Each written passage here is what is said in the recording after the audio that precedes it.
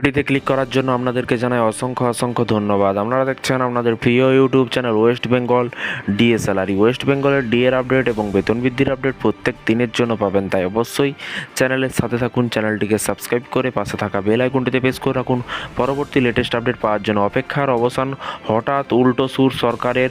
সরকারি কর্মচারীদের কাছে গেল কিন্তু গুরুত্বপূর্ণ চিঠি। কি বলা হয়েছে বিস্তারিত চলুন দেখে নেওয়া যাক। ইতিমধ্যে বিভিন্ন রকম নোটিশ তো পাচ্ছেনই সরকারি কর্মচারীরা। একটু ডিউটি ফাঁকি দিলেই নোটিশ চলে যাচ্ছে, কোনো আন্দোলন করলে নোটিশ চলে যাচ্ছে। তারই মাঝে সরকার আবার কি নির্দেশিকা জারি করলো চলুন এক নজরে দেখে নেওয়া যাক। এখানে বলা হয় যে কেন্দ্রীয় সরকারি কর্মচারীদের জন্য এবার বড় খবর। বহুদিন থেকে কিন্তু অষ্টম পে কমিশন অপেক্ষায় রয়েছেন। তারা অষ্টম পে কমিশন নিয়ে অপেক্ষায় আছেন। কিছুদিন আগেই ন্যাশনাল কাউন্সিল স্টাফ সাইড কেন্দ্রীয় সরকারি কর্মচারীদের জন্য কিন্তু joint consultative machinery secretary C Gopal Mishra ক্যাবিনেটের সেক্রেটারিকে কিন্তু অষ্টম বেতন কমিশন গঠন সংক্রান্ত একটি চিঠি দিয়েছেন।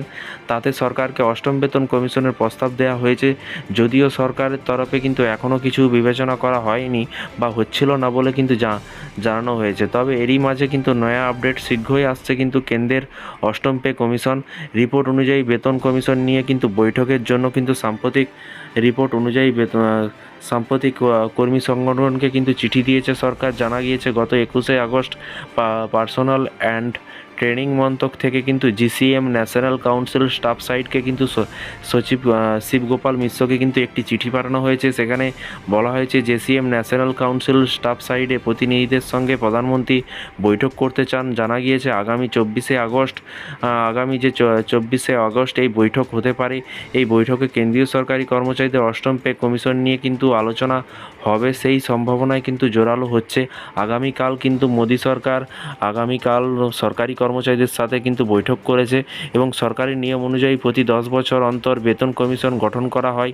এর আগে কিন্তু 2014 সালে 28শে ফেব্রুয়ারি সপ্তম বেতন কমিশন গঠন করেছিল। সেই সময় দেওয়া সুপারিশগুলি কিন্তু 2016 সালে 1 জানুয়ারি থেকে কার্যকর হয়।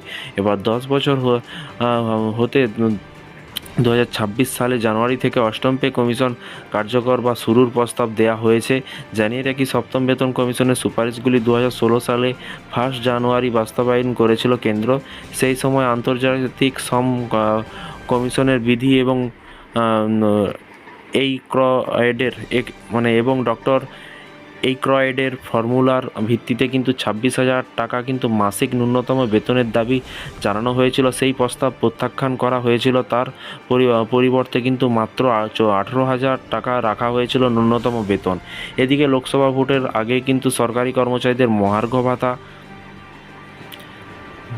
মহার্ঘ ভাতা কিন্তু অর্থাৎ ডিএ বৃদ্ধি করেছে কেন্দ্র সরকার। ফের এক দফায় 4% হারে ডিএ বৃদ্ধি করা হয়েছে। আগে 46% হারে ডিএ পেতেন সরকারি কর্মচারীরা, সাম্প্রতিক তা বেড়ে হয়েছে কিন্তু 50%।